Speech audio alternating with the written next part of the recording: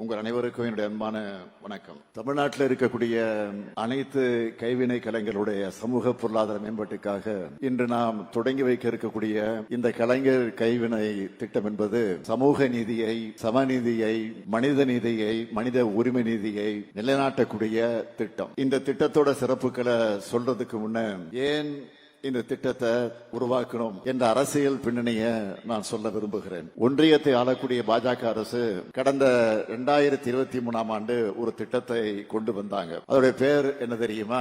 விஸ்வகர்ம திட்டம். 18 வகையான கைவினை கலைஞர்களுக்கு திறன் பயிற்சி தந்து 3 லட்சம் ரூபாய் வரை கடன் வழங்கக்கூடிய திட்டம்னு சொன்னாங்க. நம்மை பொறுத்த வரைக்கும் எந்த திட்டமாக இருந்தாலும் அது சமூக நீதிய, சமத்துவத்தை நிலைநாட்டக்கூடிய நோக்கத்தோடு இருக்கணும். ஆனா அந்த விஸ்வகர்ம திட்டம் அப்படியான திட்டம் இல்ல. அத முதல்ல நீங்க புரிஞ்சுக்கணும். அந்த திட்டத்தின் கீழ் ஒருத்தர் பயன் பெறணும்னா அந்த விண்ணப்பதாரருடைய காலங்காலமா செஞ்சுட்டு வரக்கூடிய தொழிலைத்தான் செய்யணும்னு நிபந்தனை விதிக்கப்பட்டிருந்துச்சு. இது சாதிய பாகுபாடுகளை, குலத்தொழில் முறைய வெளிப்படையாகவே ஊக்குவிக்குதுன்னு சொல்லி நாம கடுமையாக எதிர்த்தோம். அது மட்டும் இல்ல, விண்ணப்பிக்க வர்றவங்களுக்கான குறைந்தபட்ச வயது 18 நிர்ணயிக்கப்பட்டு இருந்ததை பார்த்து எனக்கு அதிர்ச்சியும் வேதனையும் உண்டாச்சு. 18 வயசு என்பது ஒரு மாணவர் உயர்கல்விக்காக கல்லூரிக்கு போகிற வயசா, இல்ல குடும்ப தொழிலை செய்யணும்னு தள்ளிவிடுற வயசா? படிப்பை விட்டு வெளியே போற மாணவர்களையும் மீண்டும் கல்வி சாலைக்குள்ள அழைச்சிட்டு வர்றதுதான் ஒரு அரசோட கடமையை தவிர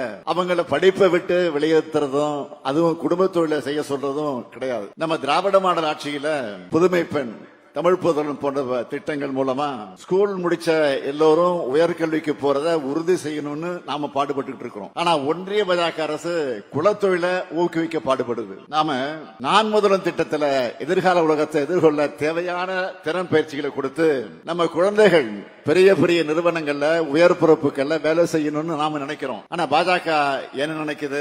குடும்ப தொழில பயிற்சி கொடுத்து அவங்கள வெளி உலகத்தை பார்க்க கூடாதுன்னு நினைக்குது. அதுவும் சாதிய வேறுபாடுகள் இருந்த இந்திய சமூகத்துல இது என்ன மாதிரியான விளைவுகளை ஏற்படுத்தும்? இத மனசாட்சி உள்ள ஒருத்தர் எப்படி பொறுத்துக்க முடியும்? அதுவும் 1950களில் குலக்கல்வி திட்டத்தை எதிர்த்து களம் கண்ட தமிழ்நாடு இது அனுமதிக்குமா? அந்த உணர்வோடு தான் தமிழ்நாடு அரசு இந்த திட்டத்தை செயல்படுத்த 3 முக்கிய மாற்றங்களை மேற்கொள்ள வலியுறுத்தி மாண்புமிகு பிரதமர் அவர்களுக்கு நான் கடிதம் எழுதினேன். அதில் நான் குறிப்பிட்டது, முதல் மாற்றம், விண்ணப்பதாரரின் குடும்பம் பாரம்பரிய தொழில ஈடுபட்டு இருக்கணும் என்கிற கட்டாய நிபந்தனையை நீக்கி தகுதியான தொழிலையும் யார் வேண்டுமானாலும் செய்யலாம்னு மாற்றணும். அடுத்து 2வது மாற்றம், விண்ணப்பிக்க குறைந்தபட்ச வயது வரம்ப 18 35 உயர்த்தணும். அடுத்து 3வது மாற்றம், கிராமப்புறங்கள்ல பயனாளிகளை சரிபார்க்கும் பொறுப்பை கிராம பஞ்சாயத்து தலைவரிடம் இருந்து கிராம நிர்வாக அலுவலர்களுக்கு மாற்றணும். ஆனா மிக மிக முக்கியமான இந்த 3 மாறுதல்களை ஒன்றிய அரசு ஏத்துக்க மறுத்துட்டாங்க. எந்த திருத்தமும் செய்ய முடியாதுன்னு சொல்லிட்டாங்க. அதனாலதான் பிரதமரின் விஸ்வகர்மா திட்டத்தை தற்போதைய வடிவத்தில் தமிழ்நாடு அரசு செயல்படுத்தாதுன்னு ஒன்றியத்தில் இருக்கக்கூடிய MSME துறையினுடைய அமைச்சருக்கு எழுத்துப்பூர்வமாக இதை நாங்க தெரிவிச்சிட்டோம். அதே நேரத்தில் கைவினை கலைஞர்கள் வாழ்வாதாரத்தை முன்னேற்றுறது அதுல நாங்க உறுதியாக இருக்கோம். அதுக்காக சாதி அடிப்படையில பாகுபாடு காட்டாத ஒரு திட்டத்தை உருவாக்க நாங்க முடிவு பண்ணோம்.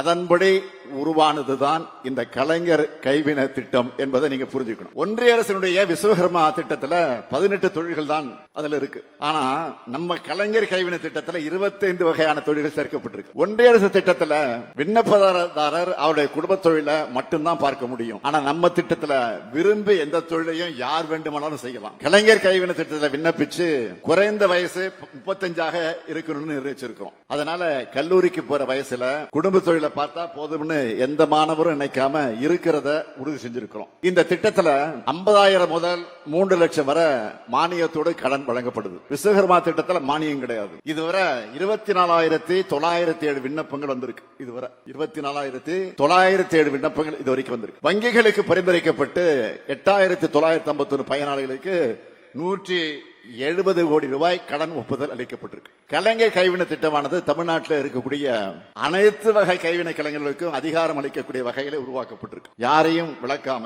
சமூக பாகுபாடு பார்க்காம உருவாக்கப்பட்டிருக்கு. ஆர்வமான கைவினைஞர்கள் விரும்பின தொழிலை செய்யலாம் என்கிற அடிப்படையில தான் இந்த திட்டத்தை உருவாக்கி இருக்கும். ஒரு காலத்துல அப்பா பார்த்த தொழிலைத்தான் பிள்ளையும் பார்க்கணும்னு குலத்தொழில் முறை இருந்துச்சு. அந்த அடிப்படையில தொடக்கத்திலே நான் சொன்ன மாதிரி அப்பா தொழில மகனுக்கு கட்டுத்தர குலக்கல்வி முறைய ராஜாஜி ஆட்சி காலத்திலே உருவாக்குனாங்க. அப்போ இதுக்கு எதிராக தந்தை பெரியாரும் பேரறிஞர் அண்ணாவும் போராடுறாங்க. பெருந்தலைவர் காமராஜர் அவர்கள் தான் அந்த முறையை திரும்ப பெற்றார். இத்தனை ஆண்டுகளாகியும் சிலரோட மனசுல இருந்து அந்த பழமைவாதம் இன்னும் போகல என்பதன் அடையாளம் தான் விஸ்வகர்மா திட்டம். அதை எதிர்த்து நம்ம திராவிட மாடல் அரசு சமூக நீதி திட்டமா கலைஞர் கைவினை திட்டத்தை உருவாக்கி இருக்கு. இதுதான் காலத்துடைய வெற்றி, இதுதான் திராவிட இயக்கத்துடைய வெற்றி. போராடும் இடத்திலிருந்து நம்ம மாற்று திட்டத்தை உருவாக்குற வளர்ச்சியை அடைஞ்சிருக்கிறோம். இது ஒரு கட்சியின் ஆட்சி அல்ல, ஒரு கொள்கையின் ஆட்சி. நான் தொடர்ந்து சொல்லிட்டு வரேன். அந்த அடிப்படை தான் இது போன்ற திட்டங்களை தீட்டுறோம். தமிழ்நாடு இன்றைக்கு மாபெரும் வளர்ச்சியை பெற்றிருக்குன்னு சொன்னா பெரு நிறுவனங்களால மட்டுமே இந்த வளர்ச்சி வந்துடல, சிறு குறு நடத்துற நிறுவனங்களால தான் இந்த வளர்ச்சியை நாம சாத்தியமாக்கி இருக்கிறோம். இந்த துறைக்கு பொறுப்பேற்றிருக்கக்கூடிய நம்முடைய அருமை சகோதரர் மாண்புமிகு தாம அன்பரசன் அவர்கள் இந்த துறையை சிறப்பா வளர்த்தெடுத்துக் கொண்டு வருகிறார். கடந்த 10 ஆண்டுகள்ல இல்லாத அளவுக்கு MSME நிறுவனங்களை அவர் வளர்த்தெடுத்திருக்கிறார். அவை பெருந்தொழிலுக்கு துணையாக இருந்து நாட்டின் இன்க்ளூசிவ் மற்றும் ஆல்ரவுண்ட் சமூக வளர்ச்சிக்கு குறிப்பிடத்தக்க பங்களிக்குது. உள்ளூர் வளங்களை பயன்படுத்தி அந்த பகுதி மக்களுக்கு வேலை வாய்ப்பு வழங்குறதுல மக்கள் வேலை தேடி தொலைதூரங்களுக்கு இடம்பெயராது பெருமளவு தடுக்கப்படுது. MSME தொழில் நிறுவனங்கள் எண்ணிக்கையில தமிழ்நாடு இந்தியாவிலே 3வது இடத்தை வகித்துக் கொண்டிருக்கிறது. தமிழ்நாட்டில் சுமார் 31 லட்சம் MSME தொழில் நிறுவனங்கள் பதிவு செய்யப்பட்டிருக்கு. இந்தியாவுடைய மொத்த எண்ணிக்கையில இது எவ்வளவு தெரியுமா? 9.4 விழுக்காடு. அனைத்து மாவட்டங்களையும் தொழில் வளர்ச்சிகளை, தொழில் முயற்சிகளை பரவலா நாம தொடங்கி வரோம். அந்த வகையில தான் கலைஞர் கைவினை திட்டமும் முன்னோடி திட்டமாக தொடங்கப்பட்டிருக்கு. கலைஞருடைய வாழ்வாதாரத்தை பாதுகாத்து அவங்க வளர்ச்சிக்காக தமிழ்நாடு கைவினை பொருள்கள் மேம்பாட்டு நிறுவனம் பூம்புகார் நிறுவனத்தை முதலமைச்சராக தலைவர் கலைஞர் அவர்கள் 1973ஆம் ஆண்டு தொடங்கி வச்சார். 2025 அவர் பேர்ல கலைஞர் கைவினை திட்டத்தை உங்களின் ஒருவனாக இருக்கக்கூடிய நான் இன்றைக்கு தொடங்கி வைக்கிறேன். நேற்று திருவள்ளூர் மாவட்டத்துக்கு போயிருந்தேன். பொன்னேரியில் நடந்த அரசு விழாவிலே பங்கேற்று 60,000 பேருக்கு மேல பட்டா வழங்கினேன். சில நாட்களுக்கு முன்பு தமிழ்நாடு சட்டமன்றத்தில் அறிமுகம் செய்யப்பட்ட சட்டத்தின் மூலமா சுமார் 15,000 மாற்றுத்திறனாளிகள் உள்ளாட்சி அமைப்புகள்ல தேர்தலே இல்லாமல் உறுப்பினர்கள் ஆக போறாங்க. இது போன்ற திட்டங்கள் மூலமாகத்தான் ஒரு முதலமைச்சரா நான் மன நிறைவை அடைந்து கொண்டிருக்கிறேன். கலைஞர் கைவினை திட்டத்தில் சேர்ந்து நிதியுதவி பெற்று தொழில் தொடங்கும் பயனாளிகள் அனைவருக்கும் என்னுடைய வாழ்த்துக்களை தெரிவிச்சுக்க விரும்புறேன். ஏதோ தொழில் தொடங்கணும், வாழ்க்கையை நடத்தணும்னு இல்லாம நிறைய பேருக்கு வேலை வாய்ப்பு வழங்குற அளவுக்கு நீங்க உயரணும்னு மன நிறைவோடு உங்களை நான் வாழ்த்துகிறேன். துறை நிகழ்ச்சிக்கு வந்துட்டு கோரிக்கைகளை நிறைவேற்றாம போனா நீங்க விட மாட்டீங்க. அது அன்பரசன் சும்மாவே விட மாட்டார், தொலைச்சி எடுத்துருவாரு. அந்த வகையில தொழில்களை ஊக்குவிக்கவும் தொழில் முனைவோர்களுக்கு உதவுற வகையில இந்த விழாவின் மூலமாக 5 அறிவிப்புகளை வெளியிட விரும்புகிறேன். முதல் அறிவிப்பு,